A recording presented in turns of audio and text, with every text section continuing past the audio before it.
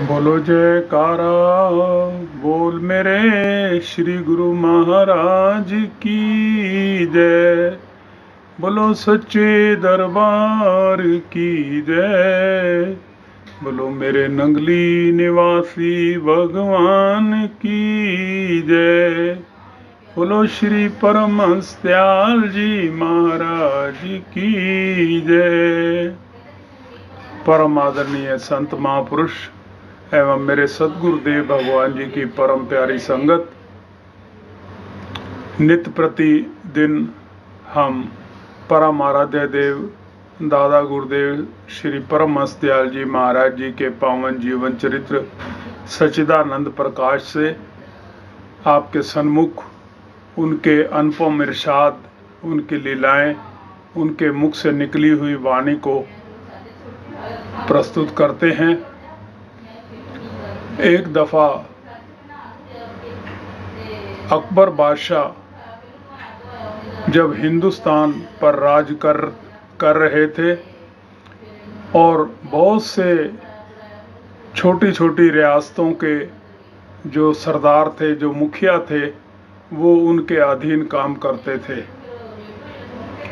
एक दफा जोधपुर के जो मुखिया थे वो राजा से नाराज हो गए और उन्होंने सोचा कि जब भी मुझे समय मिलेगा मैं राजा का कत्ल कर दूंगा। इतने परेशान थे उनसे। खुफिया एजेंसियों के जरिए ये बात अकबर बादशाह को भी पता चल गई और वो एक दफ़ा तनहा अकेले ही बिना कुछ हथियार लिए उनसे मिलने चले गए और उन्हें बोला कि मैं आपको एकांत में मिलना चाहता हूँ। तो जब एकांत में मिले और उसे कहने लगे कि ये मेरे कोट का बटन ऊपर का जो है गले के पास, ये बहुत टाइट है, इसको आप खोल दीजिए। तो उसने खोलने का प्रयास किया, उसके हाथ कांप रहे थे लेकिन वो खोल ना पाया। फिर राजा ने स्वयं अपनी कटार उसके हाथ में दे दी और उसको कह दिया कि इस कटार से इस बटन को काट दो। तो उसने काट दिया। तो उसके पश्चात राजा ने उससे मुखातिब होकर पूछा कि आप हमारी खिलाफ दुश्मनी कर रहे थे, मैं अकेला तनहा आपके पास आ गया लेकिन आपकी हिम्मत नहीं हुई कि मुझ पर कोई आक्रमण कर सको। उसके पश्चात भी मैंने अपनी गर्दन आपके हाथ में दे दी बटन खोलने के लिए, तब भी आपका कोई प्रयास नहीं हुआ कि मेरा गला दबा दो। फिर भी मैंने अपनी ये कटार आपके हाथ में दे दी कि इससे ये बटन को काट दो। अगर आप चाहते तो इन अवसरों पर आप मेरा कत्ल कर सकते थे, लेकिन आपने नहीं किया। इससे सिद्ध होता है कि मेरा सितारा बुलंद है और जब तक मुझे राज करना है, कितने भी विरोधी आ जाएं, वो मेरा कुछ नहीं बिगाड़ सकते।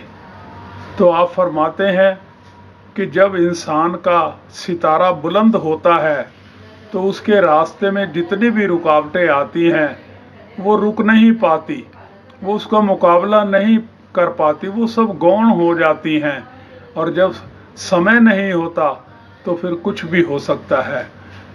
तो इस प्रकार छोटी छोटी बातों से, बातें तो संसारिक हैं लेकिन इनका जो शिक्षा है, इनसे जो हमें गुण प्राप्त होते हैं वो अनमोल हैं कि उनके मुख से ये बातें कही हुई हर एक अपने जीवन में जब देखेंगे हम, तो हमें ये इस बात पर विश्वास होगा कि जब इंसान बुलंदी पर होता है तो उसके नीचे बहुत सारे लोग उसका विरोध भी करते हैं लेकिन उसका कुछ बिगाड़ नहीं पाते। बोलो जयकारा, बोल मेरे श्री गुरु महाराज की जय। नित्य प्रतिदिन हम परम आराध्य देव दादा गुरुदेव श्री परमहंस दयाल जी महाराज जी के पावन जीवन चरित्र सच्चिदानंद प्रकाश से, उनकी अनुपम वाणी से उनके इरशादों को आप तक पहुंचाने का प्रयास करते हैं। आप फरमाते हैं, एक दफ़ा अकबर बादशाह दिल्ली से आगरा यमुना नदी में नौका विहार करते हुए जा रहे थे। जब उनकी नौका मथुरा के पास पहुंची तो मथुरा के जो पंडे हैं, ब्राह्मण हैं, जो दक्षिणा वगैरह लेते हैं, वो उस नौका की तरफ दौड़े कि बादशाह हजूर जा रहे हैं तो हमें बहुत अच्छी दक्षिणा मिलेगी। तो उनमें से प्रयास करते हुए केवल एक ब्राह्मण ही उनकी नौका तक पहुंचा और उसने आगे हाथ बढ़ाकर कहा, बादशाह सलामत, हमें कुछ दक्षिणा दीजिए। उस समय अकबर बादशाह बादाम खा रहे थे तो उन्होंने एक बादाम की गिरी उसके हाथ पर रख दी। वो लेकर मुट्ठी बंद करके वापस आ गया।